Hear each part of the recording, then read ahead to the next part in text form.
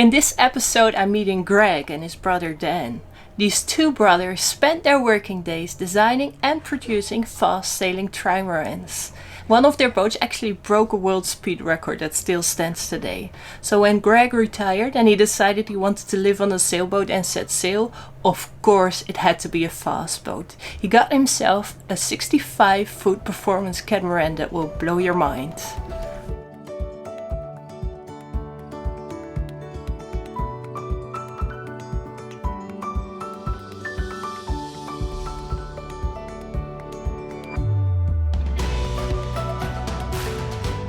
What kind of boat is this? Well, it's called a Lindenberg 65. Nobody knows Paul Lindenberg, though. I wish I knew more about him, but he seems to be a very good designer. The construction and design of the boat, it was built in '93, so it's quite a while. It's almost 30 years ago. And so I think the design was good for the time. It's fast, very... It's a solid boat. Very solid. Very stable. Yeah, I think It's like it's on rails when you're going 20 miles an hour, 20 knots. You can put your coffee cup on the table, it's not going to move. That's what... Yeah. So why this boat? I was into speed, for sure. I wanted a fast boat. Where does the need for speed come from? That's your hobby? Yeah. Well, yeah, I learned to sail on a Hobie Cat. And so it's always been about... For some reason, I had the idea that I wanted to break the world speed record for sailing when I was young. And so we produced a line of boats we called the Trifoiler. It became a production boat, the Hobie Trifoiler, but before that we're into racing and built a bunch of racing prototypes. A boat we called Longshot broke the world speed record in '93. '93? Yep. In Tarifa, Spain. And it went 43.5 knots. I always find that sailing is slow, like getting from A to B, but that's not what you don't have that problem. It's still relatively slow. yeah, of course, compared to car and yeah. Compared to, I could ride my bike across this island faster than I could sail it over there. Yes. So it's still not fast, but as far as sailboats go, this is fast. Yeah. We crossing the Atlantic. We had like 4 or 5 days getting into the Azores. We flew the Spinnaker nonstop, day and night, and we had 4 or 5 days of 24 knot average, 240 nautical miles a day. Yeah. Averaging 10 knots, that's not easy, averaging 10 knots on these boats. So what made you decide to get a huge catamaran to start living on it? I'm sure it's like a lot of people. You sit in your desk in your office at work and you dream about seeing the world and traveling around and sailing, so How much can I afford? Yeah. Can I do this? I remember you asking, is this too much of a boat to sail single-handed? You just have to configure the boat to manage it single-handed. You bought it when? August 2017? Yeah.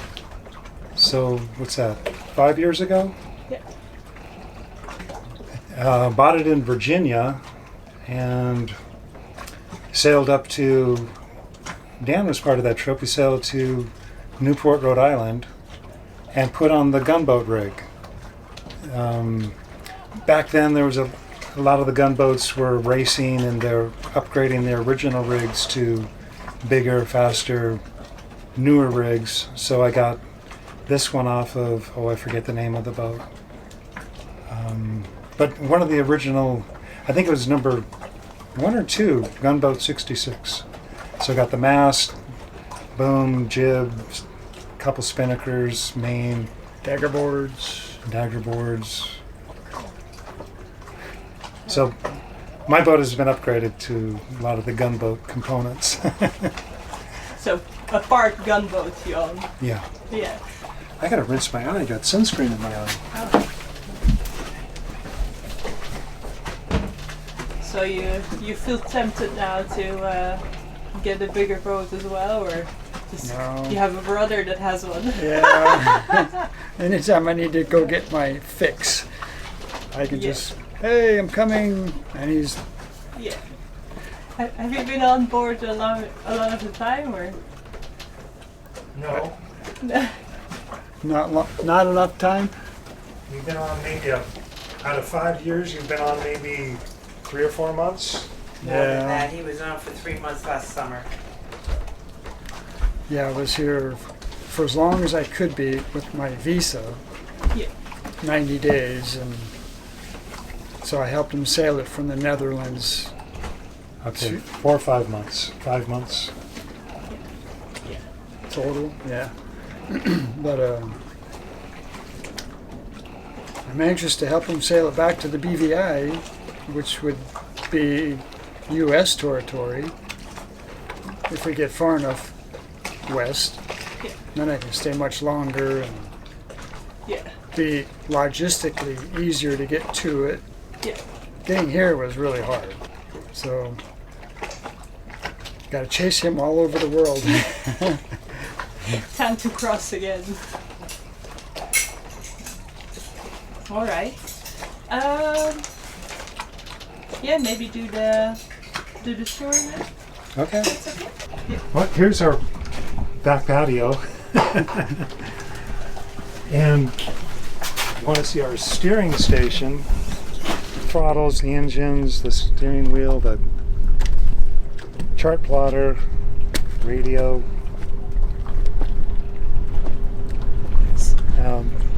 This is where you sail it. Yeah. So during night passages and stuff like that, you just put it on autopilot, and or are you up here all the time? No, I got to stay out of the sun, so I'll get it on autopilot and I'll watch from inside. Through the windows. Yeah. So how long have you had the flag for? Just a couple months. Really? It's a cheap one. It looks like it's been there for years. And, well, a few days of 30 knot winds, but it's been summertime. Yeah. Sun. It's the wind that takes them. Yeah. Wind and the sun. So I like to sail here, and I'm actually getting ready to redesign this whole area. I want to have 2 chairs, redesign this so we have good visibility looking forward, and have 2 chairs here, and reduce the size of this dining area. Take a look at how big this table is. Yeah. Yeah, the table is just stupid big. We put 14 people around it. Yeah. So come on over, we'll have dinner. This is my bedroom, my office, the dining room, living room, and the kitchen. Yeah. Perfect. Everything in one place. Captain's boat Yeah. instead of a charter, which has independent berths for couples. So do you ever go in the house for? Yeah, the bathrooms are there, obviously. There, actually, the main stateroom is down there, and then there's a bathroom there and a bathroom there. The shower, one shower in the front of that hall. Want to see this hall? Coming down to the starboard hall.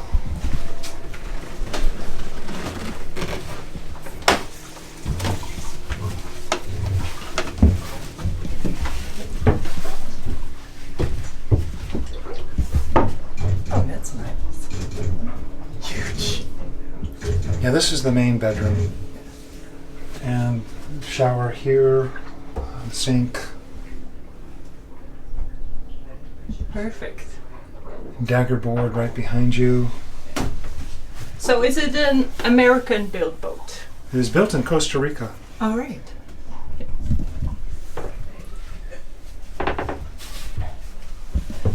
Did you sail a boat this big before you bought it? No. Steep learning curve, I guess. Actually, No. no, sailing is easy for me. You have a lot of things to know about cruising, which is hard. How to pick a good anchorage, how to anchor, knowing the weather. That's the hard stuff. Yeah. You know, it's the weather makes all the difference between having a good sail or not. So, yeah, no, sailing's easy for me. Doesn't matter if you're on a 14 feet hubcat or something this big. It's just the loads are huge on this boat. You're going from a Hobie Cat where you used to be able to do anything by hand. On here, you always have to find a mechanical advantage, which is typically a winch or a fender. You can't push yourself off the dock with this. You got to use the motors and use your head to handle the boat. But surprisingly, being big, I don't think is a problem to handle this boat. It's just the way the boat is set up, I could sail it by myself, no problem. Okay. Whoa, what's that? That's the engine room. Whoa. Wow. That's the engine, the water maker, the holding tank is back there. Is there a light, or do you always just use the torch? 12-volt light is not so good. Oh yeah. We got All right.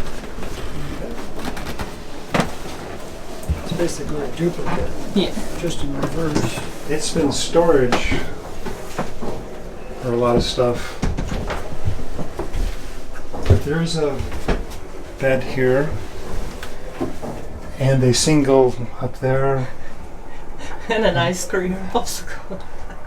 But now there's a windsurfer, floaty toys, luggage, a couple of spinnakers down there, and ahead of that is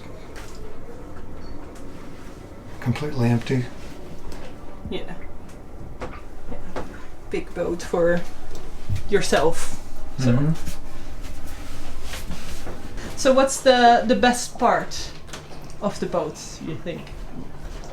It's the freedom, being Yeah. able to, getting the thrill from moving your home around by the power of the wind, and go see incredible sights. And it seems like we're able to drop anchor right in the middle of where everybody wants to be. We come to an area where there's thousands of people on the beach, completely packed and crowded, and we come out here in peace and quiet and drop anchor and go enjoy the things on shore. And Also going 20 knots and 20 knots of wind. Upwind. Upwind doesn't matter. We don't care which way the wind's blowing. This boat just charges upwind. it's a little exaggeration, but You're blown away by it. Yeah. I'm amazed how well it goes upwind. Yeah. What's that?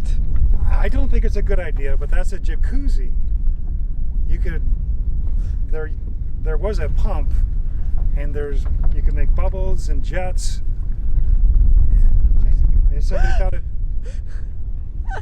fill it with salt water and make a jacuzzi out of it. I don't get it. So never tried it? Or did you? Did you Never try put it? water in it. No.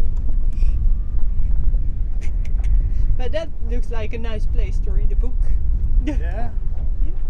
I've taken a nap up here many times. Yeah.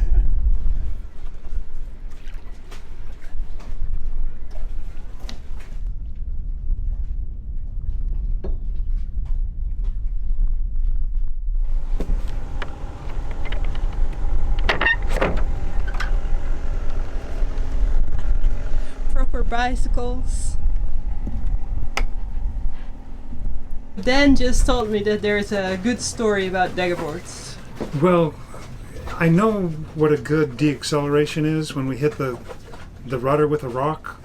That was pretty violent, but then we were doing 12 or 13 knots and felt a much bigger deacceleration where everything on the table ended up on the floor, and we saw a shark in the wake of the boat rolling in the wake. I got just a glimpse of it. My buddy, he thought it was a hammerhead shark, probably about 12 feet long, and it hit the Daggerboard and completely broke the Daggerboard sheared it off right at the bottom of the hull. So you had to build a new one.